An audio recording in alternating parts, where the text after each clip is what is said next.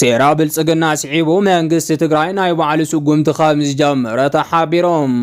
አባዱላ ገመዳ ወደብ ንምቁፃር ወተሃደራዊ ኦፕሬሽን ከም ዝውሰድ አፍሊጦም ዓማጺ ሓይሊ ትግራይ መጥቃዕቲ ከምዝ ጀመረ ተሓቢሮም ብዛዕባ ኣብ ሓራ መሬት ዓፋር ዝርከቡ ሰራዊት ሓዱሽ ነገር ተሰሚዖም አርስተ ዜናና ነዚኦም ይመስሉ ነይሮም እዚ ሕብረት ሚዲያ ኔትወርክ ዩ ዝኸበርኩም ተኸታተልትና ክሳብ መወዳእታ ሙሉእ ትሕዝቶና ክትከታተሉና ብኽብሪ እንዳዓደምና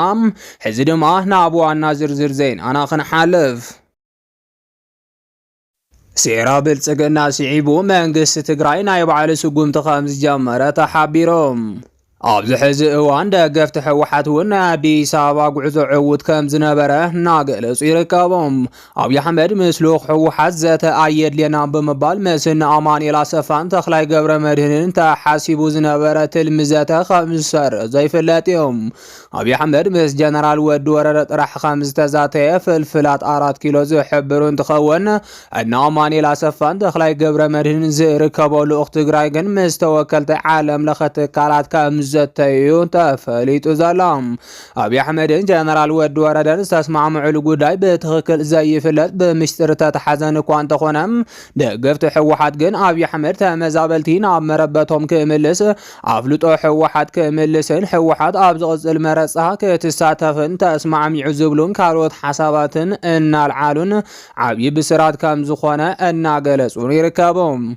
ኣብይ አሕመድ ተመዛበልቲ ምምላስን ኣፍልጦ ሕወሓት ምምላስን ዝብሉ ዋና አጀንዳታት ህዝቢ ትግራይ እንተመሊሶም ንኩሉ ትግራዋይ ዓብዪ ናይ ብስራት ዜና ከም ዝኾነን ኣብ ልዕሊ ትግራይ አንጸላልዩ ዝነበረ ደመና ኩናት ሙሉእ ብሙሉእ ብምጽራግ ኣብ ትግራይ ሰላም ንኽሰፍን ተስፋ ዝህብ ከም ዝኾነን ሊቃውንቲ ፖለቲካ ይገልጾም ይኹን እምበር ሕዚ ኣብ ማሕበራዊ ሚድያ ዘሎ አጀንዳ ሰሙናዊ አጀንዳ ንክኸውን ተደሊድዩ ወይስ ኣብይ አሕመድ ተስማዕሚዑሎም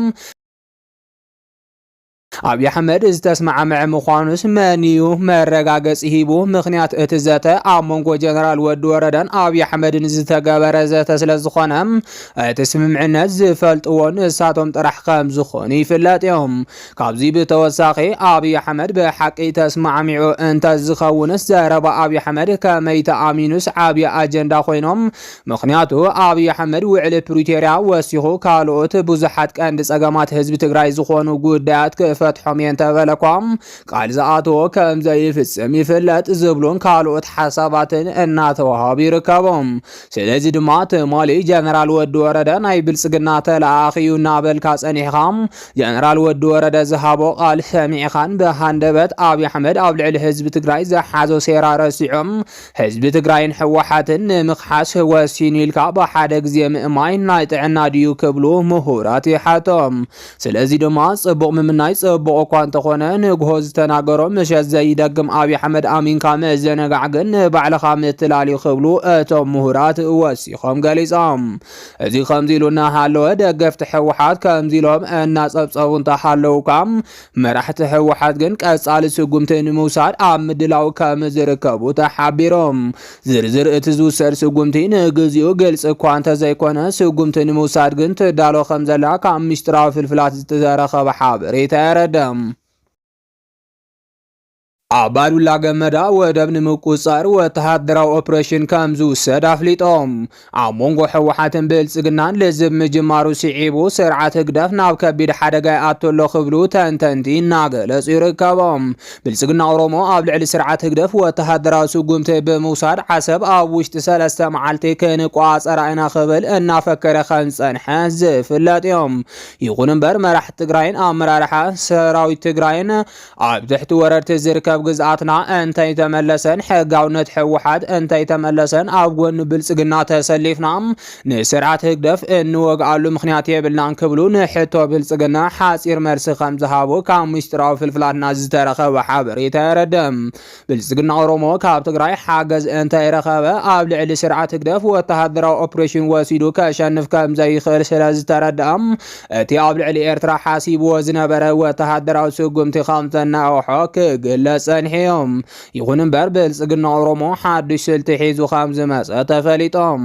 እቲ ሓድሽ ስልቲ ድማ ህወሓትን ስርዓት ህግደፍን ምፍልላይ ዝብል እንትኸውን ሕዚ ምስ ህወሓት ልዝብ ብምግባር ኣብ ልዕሊ ኤርትራ ወተሃደራዊ ስጉምቲ ምውሳድ ዝብል ከም ዝኾነ ተገሊጾም ከም ገምጋም ብልጽግና ኦሮሞ ህዝቢ ትግራይ ምዕራብ ትግራይ እንተተመሊሱሎም ሰራዊት ኢትዮጵያ ኣብ ልዕሊ ሻዕብያ ንዝወስዶ ስጉምቲ እንተዘይደገፈ እኳ ተቃዋማይ ክኸውን ከም ዘይኽእልን ሰራዊት ኢትዮጵያ ድማ መሬት ትግራይን መሬት ዓፋርን ተጠቂሙ ኤርትራ ኣብ ዝሓፀረ መዓልታት ምቁፅፃር ከም ዝኽእልን ዝብል ከም ዝኾነ ኣብ ምሽጥራዊ ፍልፍላትና ዝተረኸበ ሓበሬታ የረድም ካብዚ ብተወሳኺ ሓደ መራሕቲ ብልጽግና ህዝቢ ትግራይ ምዕራብ ትግራይ እንተመሊስናሎም ሻዕብያ ዝወረሮ ንብረትካ ኣምልስ ዝብል ወፍሪ እንተገይርናሉ ሰራዊት ትግራይ በስምዒት ኣብ ጎኒ ሰራዊት ኢትዮጵያ ዝስለፈሉ ዕድል ዓብዪ ክብሉ ሓሳብ ከም ዘቕረቡ ተገሊጾም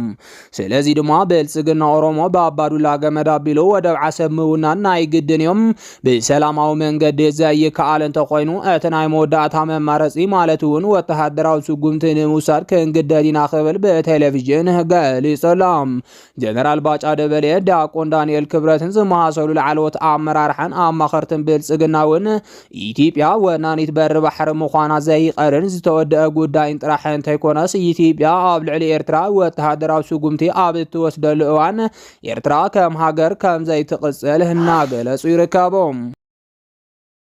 ዓማጽ ሓይሊ ትግራይ መጥቃዕቲ ከም ዝጀመረ ተሓቢሮም ካብ ፍልፍላትና ዝተረኸበ ሓበሬታ ከም ዝገልጾ ትግራይ ሕድሕዳን ንምብላዕ ዝተጀመረ ፕሮጀክት ብልጽግና ሕዚ ወግዓዊ ዝኾነ ስርሑ ከም ዝጀመረ ተገሊጾም ብኒ ጀነራል ወደን ጥሩን ጀነራል ዘውዱ ኪሮስን ዝምራሕ ዘሎ ዓማጽ ሓይሊ ትግራይ ብብልጽግና ኦሮሞ ተመስሪቱ ብብልጽግና ኦሮሞ ሰልጢኑን ዓጢቁን ቃልሲ ከም ዝጀመረ ዝፍለጥ እዮም ኣብ ዝተፈላለዩ እዋናት ድማ ናብ ደቡብ ትግራይ እናኣቶ ብዝወስዶም መጥቃዕታት ከበድቲ ጉድኣታት ክበጽሑ ጸኒሖም እዮም ሰራዊት ትግራይ ኣብ ልዕሊ እቲ ሓይሊ ስጉምቲ ናይ ምውሳድን ህዝቡ ናይ ምክልኻልን ተልእኾ እንተሃለዎ ከም ኣብ ድሕሪ እቲ ዓማጽ ሓይሊ ብልጽግና ምህላው ስለ ዝፈልጥ ሰራዊት ትግራይ እውን ትዕግስቲ ከም ዝመረጸ ዝፍለጥ እዮም እዚ ከምዚ ኢሉ እናሃለወ ህዝቢ ዓፋር ይኹን ብሻዕብያ ከም ዝሕገዝ ዝንገረሉ ኣንጻር ብልጽግና ዝቃለስ ሓይሊ ዓፋር ኣብ ሓራ መሬት ዓፋር ዝርከብ ዓማጽ ሓይሊ ትግራይ ካብ ግዝኣት ዓፋር ብህጹጽ ክወጽእ ኣለዎም ዓፋር ዓውደ ኩናት ንምግባር ዝግበር ዘሎ ሴራ ብልጽግና ጠጠው ክብል ይግባእ ክብል መግለጺ ከም ዝሃበ ይፍለጥ እቲ ኣንጻር ብልጽግና ዝኾነ ሓይሊ ወሲኹ ዓማጽ ሓይሊ ትግራይ መሬት ዓፋር ለይቁ እንተዘይወፂኡ ኣብ ልዕሊ እቲ ዓማጽ ሓይሊ ስጉምቲ ከም ዝውሰድ ምጥንቃቑ ይፍለጥ ነስዒቡ ድማ እቲ ዓማጽ ሓይሊ ትግራይ ናብ ዝተወሰኑ ክፋላት ደቡብ ትግራይ ከም ዝኣተወ ክጽብጸብ ጸኒሑ እዮም ሕዚ ዝተረኸበ ሓበሬታ ከም ዝገልጾ ድማ እቲ ዓማጽ ሓይሊ ትግራይ መጥቃዕቲ ከም ዝጀመረ እንዳተሓበረ ይርከብ እቲ ዓማጽ ሓይሊ ዓቕሚ ዘይብሉ ከም ዝኾነ ዝፍለጥ እኳ እንተኾነም ሕድሕድ ኩናት ንኽልዓል እሞ ሰራዊት ብልጽግና ከኣቱ ንምግባር ዝዓለመ ከም ዝኾነ ተገሊጾም ካብ ደቡብ ትግራይ ዝተረኸበ ሓበሬታ ከም ዝገልጾ ሰራዊት ብልጽግና ኣብ ከባቢታት ኣላማጣን ከባቢታት ኮረምን ከም ዘሎ ተፈሊጦም ስለዚ ድማ ብልጽግና ምኽንያት ተጠቒሙ ናብ ትግራይ ምእታው ዝገብሮ ዘሎ ሴራ ከም ዝኾነ ተገሊጾም